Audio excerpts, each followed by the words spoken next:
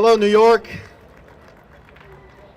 Thanks for having me out here to join you in today's March for Health, Heart, and for Humanity. I'm actually really excited to be here. I flew out from California to be here amongst vegans, vegetarians, amongst veggies. I'm excited to be here amid environmentalists, amid activists, and animal lovers, all of whom I look at as heroes and heroines. People who put their actions where their mouths are. The Humane Party of New York, whose booth is right there, we realized that you could be doing anything else on this day, and here you are in full force. That's amazing. So, on behalf of my friends who put this inspiring event together, as well as the Humane Party of New York,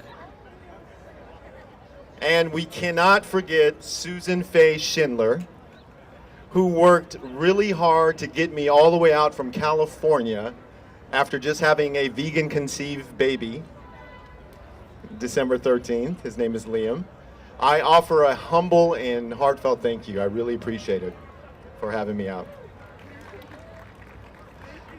I wanted to start off today's activities with a story. It's the story of the evolution of a young boy and a hero he was actually destined to meet and to work with. The boy was born to a Korean mother and an African American and Native American father. He was born overseas on a military installation. This boy was introduced to a wide array of foods, as you can imagine. From, on his mom's side, foods like kimchi, which if you don't know that food, it's a very spicy pickled cabbage. And dubu. You guys ever heard of dubu? We all know dubu as tofu. In Korean, it's called dubu, just to name a few. Now, on his dad's side, I kind of gave it away, collard greens and spinach and cabbage, right? Now, unfortunately, because they didn't know any better, the boy's parents also fed him what is commonly known as meat. Meat like deceased chicken body parts, fried in grease. What we know as fried chicken. The thighs of pigs chopped up from its dead body, and it's been renamed ham hocks so as to sound more appealing to ignorant human beings like myself, like I was for 30 years.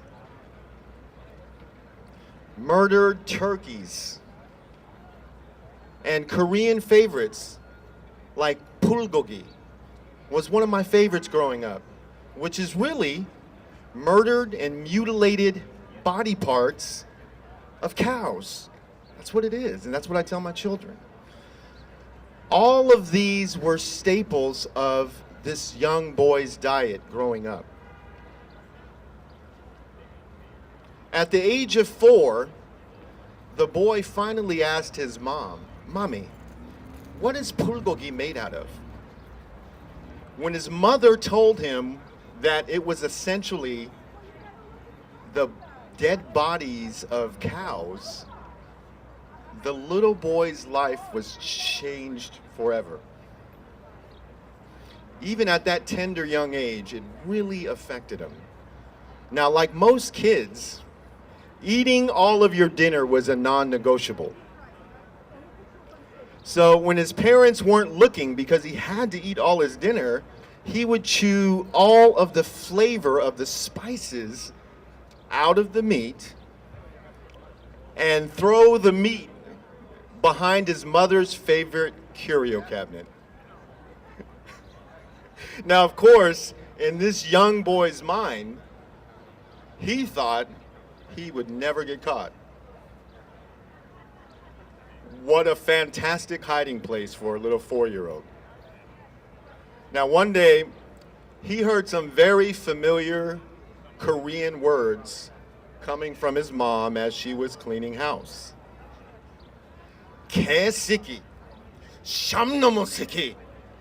Now, I bet you can guess what the boy's mother was saying, or at least the spirit of what she was saying. She wasn't very happy with him. She had found his stash of flesh, chewed on hidden flesh that he had attempted to avoid digesting and hide. Poor little fellow. So that's this little boy. Now, all the while, this boy was trying to figure out how and where he should hide these, what he knew to be animals disguised as food. Right? The hero that I mentioned earlier, that he was destined to meet, that the little boy was destined to meet eventually, right? The hero was facing some very significant challenges. You see, the United States by this time had already gone down this path of empowering elite insiders, empowering people that took us down this path of exploitation, entitlement, on a path of indulgence and waste.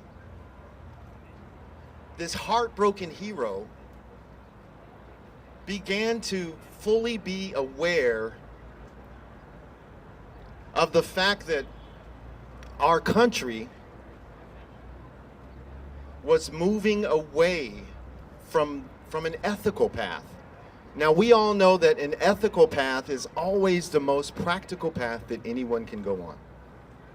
The hero began to notice the unsustainable and destructive practices that were weakening our economy, the practices that were accelerating our healthcare costs, the practices that were compromising our financial future, that were squandering our natural resources, the practices that were engendering hostility among our fellow nations, and also endangering our own national security in the process. And to make matters worse, no matter how much the hero voiced concerns, no one seemed to listen, much less care. Now, by this time, the young boy that I mentioned, and we'll remember him as getting in trouble from his mother, right? He had already nearly died twice. He began getting very sick. He could never breathe through his nose. His lungs were constantly filled with mucus. And the two people that loved him most in the world, his parents, were at a loss. They were at a loss as to how to make their little boy ultimately feel better. And like most other Americans, they took their son to other human beings who happened to read a lot on medicine and study on the subject of medical practice. And it's unbelievable what these doctors told this little boy and his parents. These doctors told this little boy and his parents, after sticking and prodding him and shooting him with needles and giving him shots, They told this little boy he was, in essence, allergic to nature. They told this little boy he was allergic to nature's own representatives, non-human animals. That he was allergic to grass. That he was allergic to flowers. That he was allergic to dogs and cats. These doctors told this little boy and his parents that he was allergic to pollen and trees and leaves and dirt. That he was allergic to soil and birds and lions and tigers and bears. Oh my, right? All that. The list went on and on. Now, the hero, let's go back to the hero that I aforementioned. So, this hero was still going through some very gut-wrenching experiences during this time as well. Despite the abolition of human slavery, which had happened over 150 years ago, right, with the ratification of the 13th Amendment,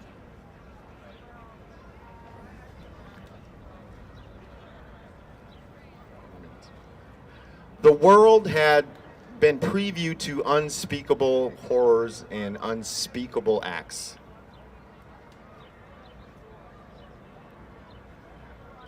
Right? There was a continued tradition of slavery that was going on that this hero had to face. But not of humans, but of non-human animals. This slavery of billions and billions of sentient beings is one of the foundational root cause contributions to some of the biggest problems that we face in our world today. A world filled with violence, aggression, a world filled with grief and poverty, filled with sickness and death and war. The United States has not gone 10 years without going to war since it's been founded. That is profound. So I guess you can guess by now that the boy that I'm talking about is me, right? And the hero that I'm talking about is all of you. The reason I came out here today is because prior to 2014, I was a vegan, an animal rights activist. And I knew that we needed to take our cause to the next level. And I looked back at history, I looked back at data, and I saw that the way that we received rights for women, the way that we received rights for African Americans and the LGBT community is through legislation. Now, our problem is that we don't have a lack of proposed legislation. We do not have a lack of proposed constitutional amendments. What we do have a lack of is the friends in Congress, the ethical, honest people in Congress who will listen to us and fight for the bills and fight for the Constitution, constitutional amendments that we are proposing. So that's why I ran for the President of the United States. I did not hesitate. When the board of directors approached me after volunteering my time as CEO for the political party, I agreed with no hesitation. I called that very same Korean woman. I said, "Mommy," still call her Mommy. Guess what? The Humane Party has nominated me to run for the President of the United States. What do you think about that? And she said, "Baby, do it." And the next thing you know, we're running. And in the history of this world, we had the very first all-vegan presidential and vice presidential ticket representing not only you guys, but our non-human animal friends as well. So why am I here today? I'm here because I want to join you in this celebration, in this march for our non-human animal friends. I wanted to join you in celebration of a healthy lifestyle, of protecting our planet, and I want to encourage each and every one of you to run for office. Whether it's running for mayor, city council, Senate, House of Representatives, or president. We all have a right, and remember, this is our government, not theirs. This is our government. And so with that said, I wanted to thank you so much for having me out. I understand I only have a couple minutes left. I really appreciate you having me. Thanks.